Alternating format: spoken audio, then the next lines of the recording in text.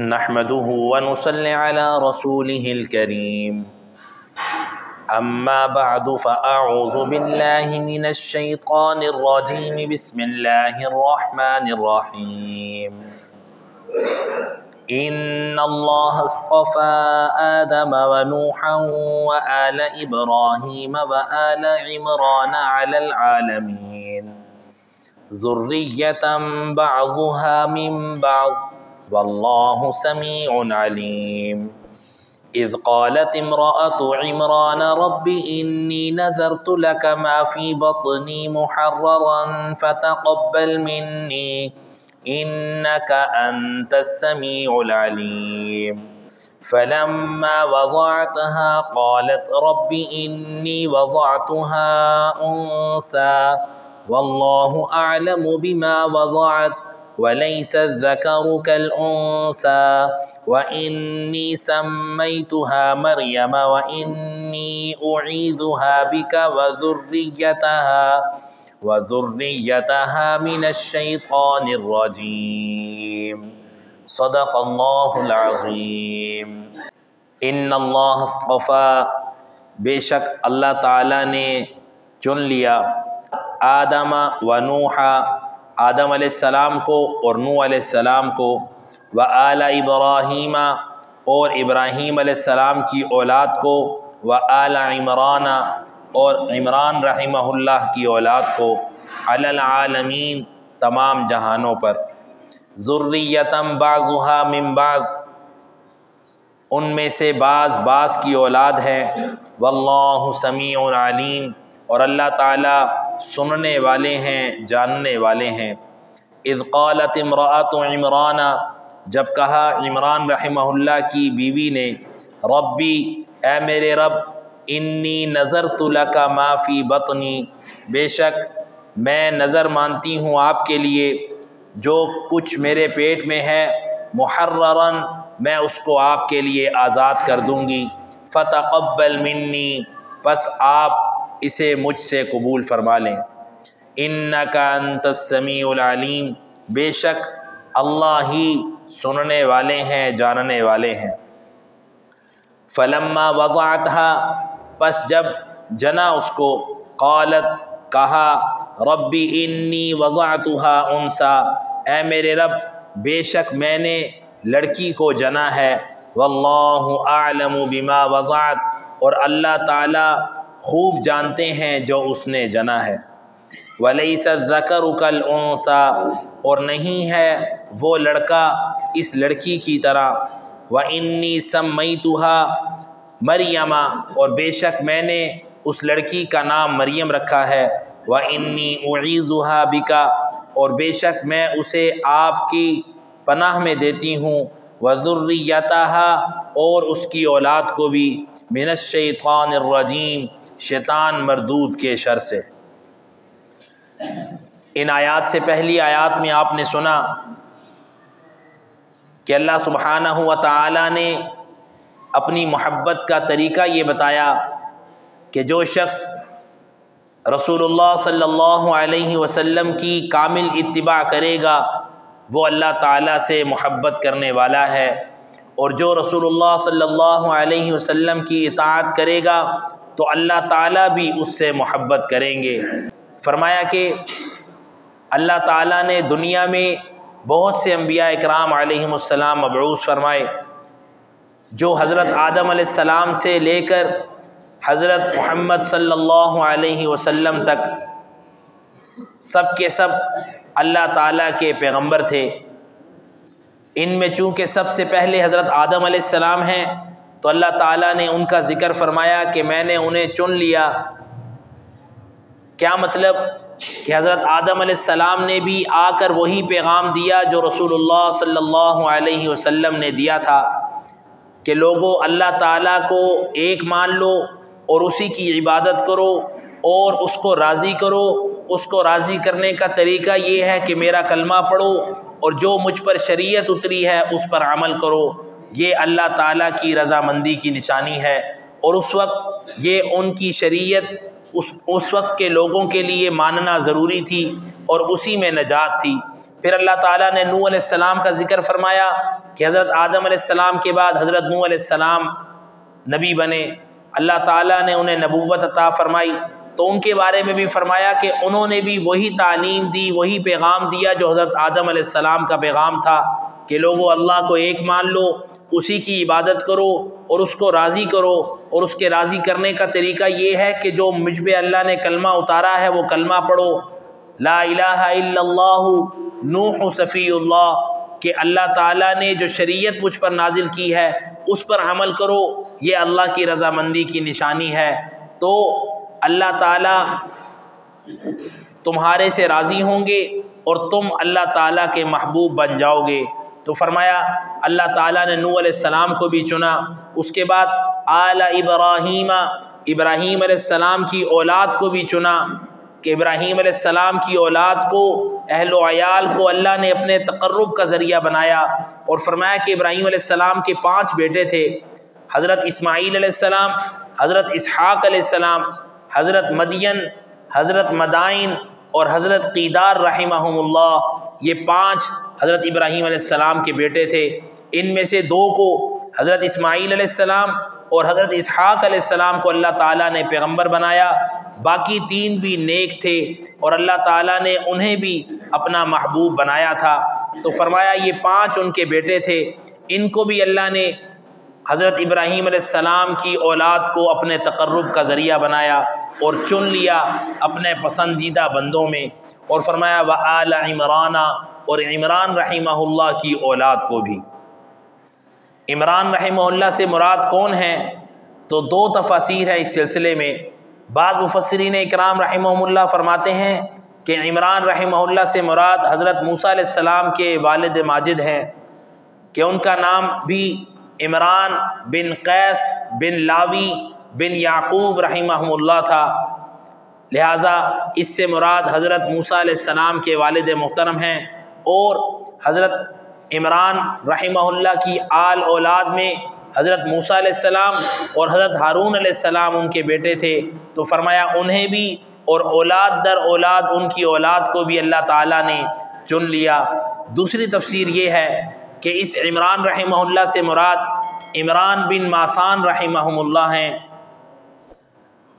جو کہ حضرت مریم علیہ السلام کے والد محترم ہیں۔ حضرت عمران بن ماسان یہ مسجد اقصیٰ کے امام اور خطیب تھے، اور وہاں لوگوں کو دینی تعلیم دیا کرتے تھے اور ان کی اخلاقی اور دینی تربیت کیا کرتے تھے۔ اللہ تعالیٰ نے انہیں بیٹا عطا فرمایا جس کا نام انہوں نے ہارون رکھا، وہ بھی بڑا نیک پارسا تھا، لیکن جوانی میں ہی اللہ کو پیارا ہو گیا۔ تو حضرت عمران بن ماسان رحمہ اللہ کی جو اہلیہ ہیں حنہ بنت فاقوزہ، جب بیٹا فوت ہو گیا تو وہ بڑی غمگین ہو گئیں کہ پہلے عمران بن ماسان جوانی سے لے کر اب بڑھاپے تک مسجد اقصیٰ کی خدمت کرتے رہے، اب چونکہ بوڑھے ہو گئے ہیں اور بیٹا جو اللہ نے دیا جس کی ہماری خواہش تھی کہ اسے بھی مسجد اقصیٰ کی خدمت پر معمور کریں گے اور مسجد اقصیٰ کی خدمت کے لیے وقف کر دیں گے، وہ بھی جوانی میں اللہ کو پیارا ہو گیا، تو اب ہم مسجد اقصیٰ کی خدمت آگے نہیں کر پائیں گے، تو یہ انہیں پریشانی اور غم لاحق ہوا۔ اب یہ حضرت حنہ بنت فاقوزہ جو ہیں حضرت مریم علیہ السلام کی والدہ محترمہ، ان کی ایک بہن تھی جن کا نام تھا عشاء بنت فاقوزہ، یہ حضرت زکریا علیہ السلام کے نکاح میں تھیں۔ جب حنہ بنت فاقوزہ رحمہ اللہ نے دیکھا کہ جوان بیٹا بھی فوت ہو گیا، شوہر بھی بڑھاپے کو پہنچ چکے ہیں، اب مسجد اقصیٰ کی خدمت کیسے کر پائیں گے، تو انہوں نے اللہ تعالیٰ سے نظر مانی اور کہا کہ اے اللہ، میں آپ سے نظر مانتی ہوں کہ جو بھی آپ مجھے اولاد دیں گے میں اسے آپ کے گھر کی خدمت کے لیے یعنی مسجد اقصیٰ کی خدمت کے لیے وقف کر دوں گی۔ اللہ تعالیٰ کی رحمت کہ اللہ تعالیٰ نے انہیں اولاد کی امید پیدا فرمائی، تو انہوں نے یہ منت مان لی کہ اے اللہ، میرے پیٹ میں جو کچھ ہے، لڑکا ہے یا لڑکی، تو بہتر جانتا ہے، غیب کا علم تیرے پاس ہے، اس کو میں تیرے گھر کی خدمت کے لیے آزاد کرتی ہوں، یعنی وہ ساری زندگی تیرے گھر کی خدمت کرے گا۔ فرمایا کہ اللہ کی شان کہ جب اولاد ہوئی تو بیٹے کے بجائے اللہ نے بیٹی عطا فرمائی، تو کہنے لگی اے اللہ میں نے تو بیٹا مانگا تھا، لیکن تیری رحمت جیسے تیری مرضی تو نے بیٹی عطا فرما دی، لیکن چونکہ میں نے منت مانی تھی کہ میں نے جو بھی ہوگا تیرے گھر کے لیے وقف کرنا ہے، لہٰذا میں اس کو تیرے گھر کے لیے وقف کرتی ہوں۔ اب اس طرح کی منت ماننا ان کی شریعت میں جائز تھی، ہماری شریعت میں اس طرح کی منت ماننا وہ جائز نہیں ہے، اس لیے کہ لا نظر فیما لا یملک ابن آدم، جس چیز کی ملکیت ابن آدم کے پاس نہیں ہوتی، یعنی جس چیز کا مالک ابن آدم نہیں ہے اس کی منت بھی نہیں مان سکتا۔ البتہ یہ تو ہو سکتا ہے کہ کوئی شخص کہے کہ میرا فلاں کام ہوا تو میں اتنے روزے رکھوں گا، فلاں کام ہوا تو میں اتنے لوگوں کو کھانا کھلاؤں گا، فلاں کام ہوا تو میں اتنی دیگیں اللہ کے راستے میں تقسیم کروں گا، لیکن کسی اور کے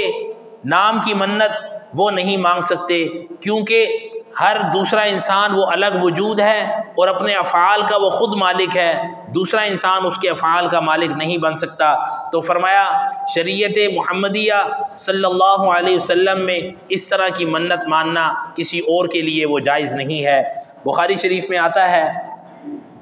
کہ اللہ تعالیٰ نے جب حدنہ بنت فاقوزہ رحمہ اللہ کو بیٹی عطا فرمائی تو انہوں نے اس کا نام مریم رکھا۔ مریم کا معنی امام بخاری رحمۃ اللہ علیہ کرتے ہیں کہ اس کا معنی ہے عابدتن، یعنی عبادت کرنے والی، اور یہ عبرانی زبان کا لفظ ہے۔ تو جب اللہ تعالیٰ نے انہیں بیٹی عطا فرمائی تو انہوں نے اس کو اللہ کے گھر کے لیے وقف کرنے کا ارادہ تو پہلے سے کیا ہوا تھا، چنانچہ حضرت مریم علیہ السلام کو انہوں نے مسجد اقصیٰ کی جو انتظامیہ کمیٹی تھی ان کے پاس پہنچا دیا اور ان کے سپرد کر دیا، اور پیغام بھجوا دیا کہ میں نے اللہ سے یہ منت مانی تھی کہ جب مجھے جو بھی اولاد ہوگی میں مسجد اقصیٰ کی خدمت کے لیے وقف کر دوں گی، لہٰذا یہ آج سے مسجد اقصیٰ کی خدمت کے لیے وقف ہے۔ اس کے دودھ پلانے کا انتظام، اس کی نشو و نما کا انتظام اور اس کی ساری جتنی بھی ضروریات اور خیال ہیں وہ سب اب آپ لوگوں نے رکھنا ہے۔ اس وقت مسجد اقصیٰ کی انتظامیہ کے کل 29 افراد تھے، جن میں حضرت زکریہ علیہ السلام بھی تھے۔ اب جب یہ معاملہ انتظامیہ کمیٹی کے پاس گیا اور چونکہ اس میں 29 افراد تھے اور ہر ایک کے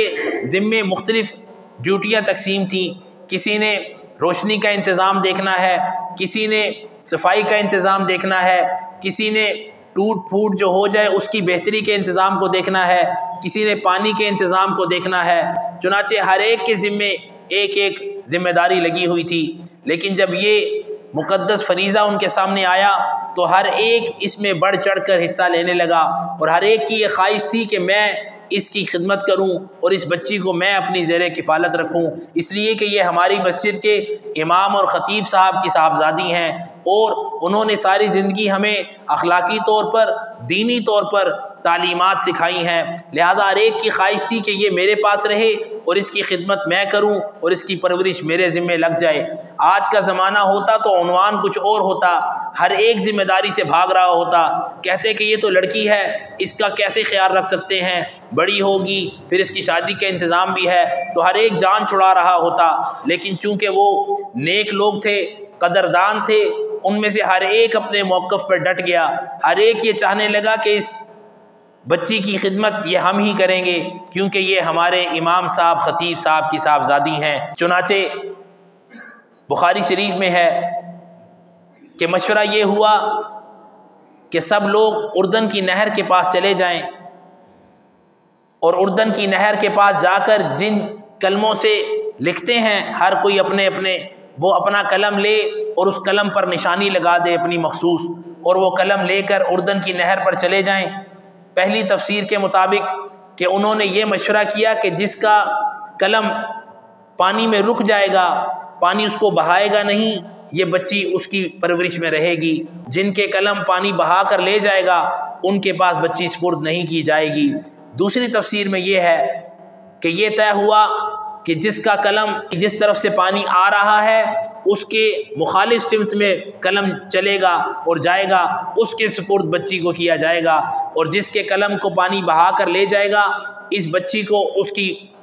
کفالت میں نہیں دیا جائے گا۔ اللہ تعالیٰ کی شان کہ جب قلم ڈالے گئے تو پہلی تفسیر کے مطابق حضرت زکریا علیہ السلام کا وہ قلم پانی میں رک گیا، پانی اس کو بہا کر نہیں لے جا سکا، اور دوسری تفسیر کے مطابق حضرت زکریا علیہ السلام کا ہی قلم پانی کی مخالف سمت میں چلنے لگا۔ یہ بڑی عجیب بات ہے کہ ایک طرف پانی جا رہا ہو اور قلم مخالف سمت میں چل رہا ہو، تو ان کا قلم مخالف سمت میں چلنے لگا، باقیوں کے قلم پانی بہا کر لے گیا۔ اس طرح یہ بچی حضرت مریم علیہ السلام جو کہ کائنات کی مقدس ترین شخصیت تھیں، وہ حضرت زکریا علیہ السلام کی زیر کفالت آ گئیں۔ زکریا علیہ السلام کے پاس ایک کمرہ تھا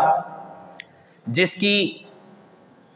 صفائی ستھرائی اور جو سارا معاملہ تھا ان کے ذمے تھا، اور اس کی چابی بھی ان کے پاس تھی۔ اس کمرے کے باہر جالی دار دروازہ لگا ہوا تھا۔ اس کی ساری تفصیل انشاءاللہ آگے آئے گی جس میں مزید وضاحت ہوگی کہ وہاں کیسے رکھا، کیسے پرورش کی۔ تو فرمایا کہ حضرت زکریا علیہ السلام کی خدمت میں اللہ تعالیٰ نے ان بچی کو بھیج دیا اور وہ ان کی زیر کفالت رہنے لگیں، اور اللہ تعالیٰ نے اس موقع پر فرمایا کہ علی العالمین، یہ تمام جو بڑی ہستیاں ہیں، آدم علیہ السلام، نوح علیہ السلام، ابراہیم علیہ السلام کی اولاد اور عمران رحمہ اللہ کی اولاد، اللہ تعالیٰ نے انہیں چن لیا ہے اپنے تقرب کے لیے، اپنے پسندیدہ لوگوں میں تمام جہانوں پر۔ ذریۃ بعضھا من بعض، فرمایا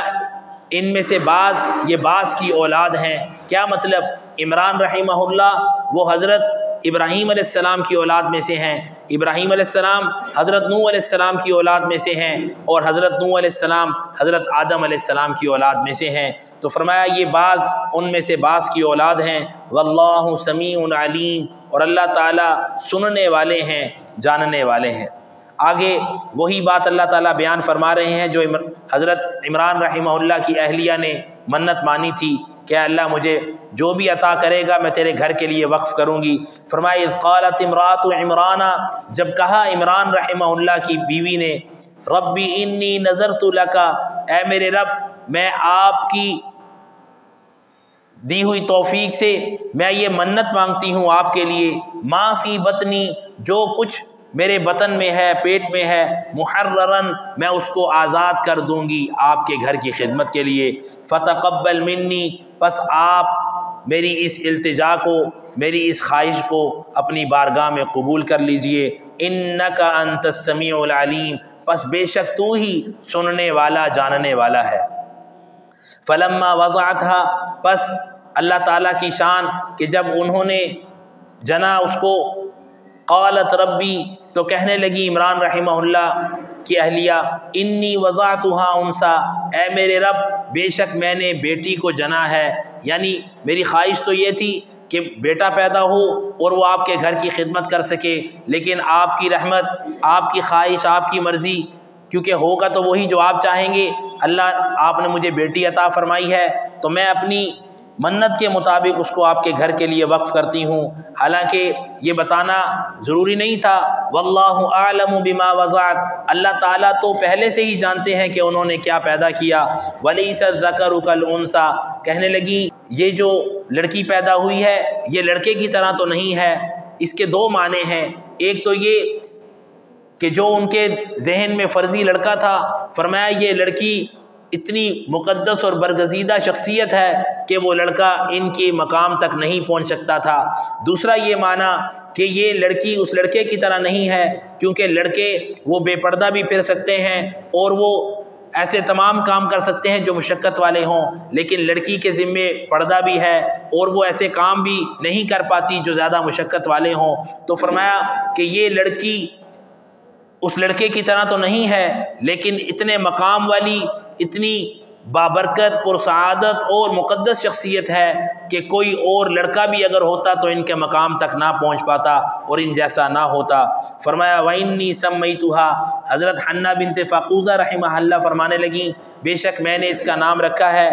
مریم۔ اس کا معنی آپ نے سن لیا کہ اس کا معنی ہے عبادتن، یعنی عبادت کرنے والی۔ وَإِنِّي أُعِيذُهَا، پھر دعا فرمائی کہ اے اللہ تو نے مجھے بیٹی تو عطا فرما دی ہے، اس کو میں تیری حفاظت میں دیتی ہوں، اور صرف اسی کو نہیں وذریتہا، اور اس کی اولاد کو بھی میں آپ کی حفاظت میں دیتی ہوں من الشیطان الرجیم، شیطان مردود کے شر سے۔ اور اللہ تعالیٰ کی شان بخاری شریف میں آتا ہے کہ حضرت مریم علیہ السلام جب پیدا ہوئی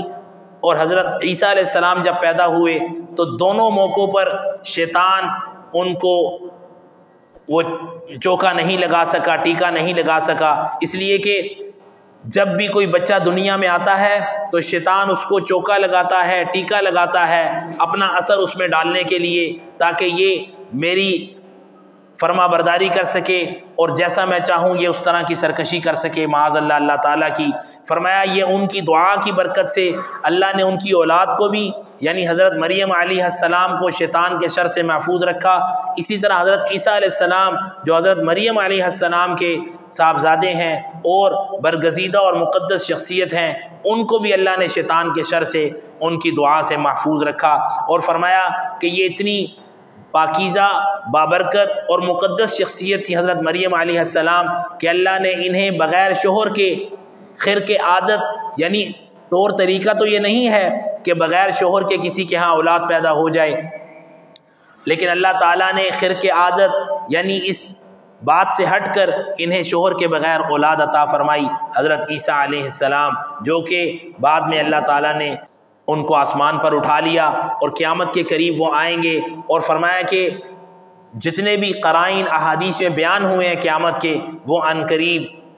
آنے والے ہیں، اس لیے کہ قرائن ظاہر ہو چکے ہیں اور عن قریب وہ دنیا میں مبعوث ہوں گے دوبارہ، اور 35 سال کی عمر میں ہوں گے، چونکہ جب دنیا سے ان کو اٹھایا گیا تو اس وقت بھی ان کی عمر 35 سال تھی، جب آسمان سے اتارے جائیں گے تب بھی 35 سال کی عمر ہوگی، اور عرب کے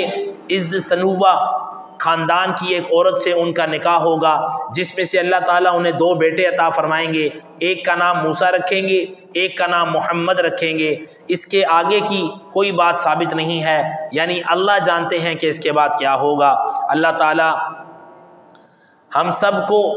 قرآن و سنت کی تعلیمات کو صحیح معنوں میں سیکھ کر سمجھ کر اس پر عمل کرتے ہوئے زندگی گزارنے کی اور آخرت کو سنوارنے کی توفیق، فکر اور سعادت عطا فرمائے۔ اور جو فرما دیا اللہ تعالیٰ نے کہ تمام انبیاء کا ایک ہی پیغام تھا کہ اللہ کو ایک مانا جائے، اس کی عبادت کی جائے، اس کو راضی رکھا جائے، اور اس کے راضی رکھنے کا طریقہ بھی اللہ نے بتا دیا کہ ہر امت کو یہ حکم تھا کہ اپنے نبی کی اتباع کرے، ان کے کلمے کو مانے اور ان کی فرما برداری میں زندگی گزارے، تو اس کا مطلب ہے کہ وہ اللہ سے بھی محبت کرتے ہیں اور اس اتباع کی برکت سے اللہ بھی ان سے محبت کریں گے۔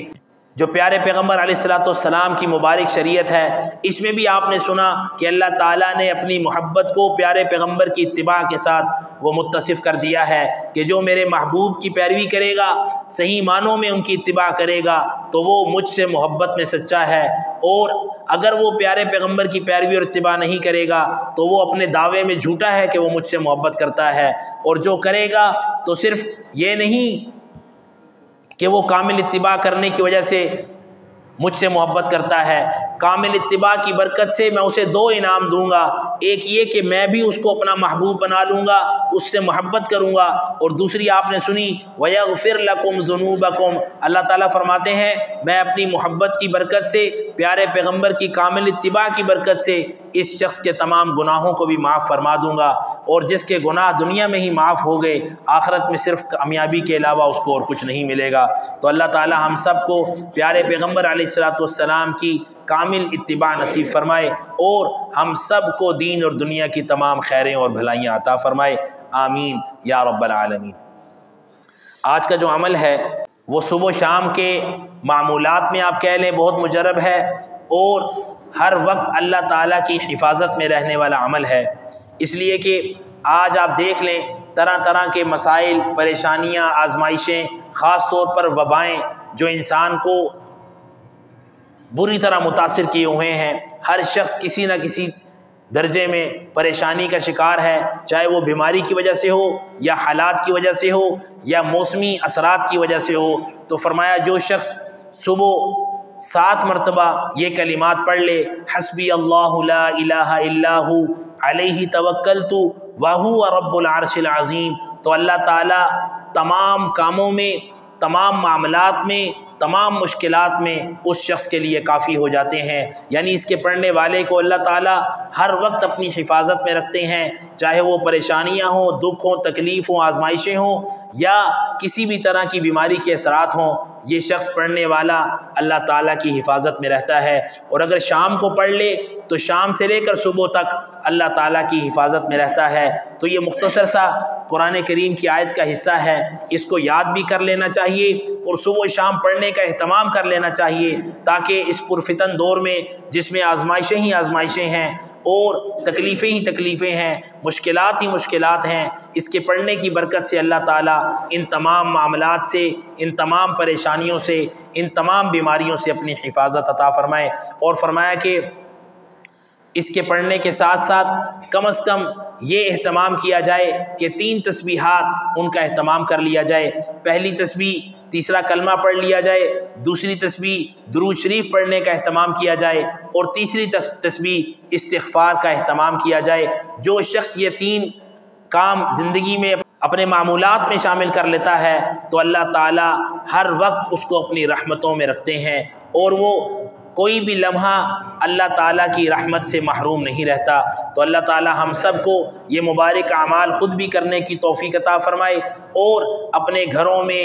اس کا مذاکرہ کرنے کی اور اس پیغام کو اپنے دوست احباب کے ساتھ شیئر کرنے کی ہم سب کو توفیق عطا فرمائے، اور ان اعمال خیر کی برکتیں ہم سب کو، ہمارے اہل و عیال کو، ہمارے گھر والوں کو عطا فرمائے، اور اس کی برکت سے اللہ تعالیٰ پریشان حالوں کی پریشانیوں کو بھی دور فرمائے، اور تمام معاملات کو اپنی رحمت سے حل فرمائے۔ جو کچھ کہا سنا گیا ہے اللہ تعالیٰ اس پر عمل کی توفیق عطا فرمائے، اور ہم سب کا حامی و ناصر ہو، آمین یا رب العالمین۔ بسم اللہ الرحمن الرحیم، الحمد للہ رب العالمین والعاقبۃ للمتقین والصلاة والسلام علی محمد وآلہ واصحابہ اجمعین۔ یا رب کریم، جو کچھ کہا سنا گیا اپنی بارگاہ میں قبول فرما، اس عمل خیر کی برکت سے ہم سب کے جسموں میں تندرستی عطا فرما، ہم سب کو تمام زمینی آسمانی آفات سے، حادثات سے، وباؤں سے اپنی پناہ اور حفاظت عطا فرما۔ یا رب کریم، پیارے پیغمبر علیہ السلام کی کامل اتباع نصیب فرما، اس کی برکت سے ہم سب کو اپنی محبت عطا فرما، اور یا رب کریم اپنا محبوب بندہ بنا، اور یا رب کریم ہم سب کو ہر عمل اپنی رضا کے لیے کرنے کی توفیق عطا فرما۔ پیارے پیغمبر علیہ السلام کی مانگی ہوئی تمام بھلائی، خیر، عافیت کی دعائیں وہ ہم سب کو عطا فرما۔ جن آفات، مصائب، تکالیف، آزمائشوں سے پیارے پیغمبر علیہ السلام نے تجھ سے پناہ اور حفاظت مانگی ہے، ان سب سے ہمیں پناہ اور حفاظت عطا فرما۔ یا رب کریم، جو کچھ مانگا ہے وہ بھی عطا فرما، جو نہیں مانگ سکے تو بہتر جانتا ہے، ہم سب کی دینی دنیاوی جائز ضرورتوں کو اپنے غیب کے خزانوں سے پورا فرما۔ سبحان ربک رب العزت عما یصفون وسلام علی المرسلین والحمد للہ رب العالمین۔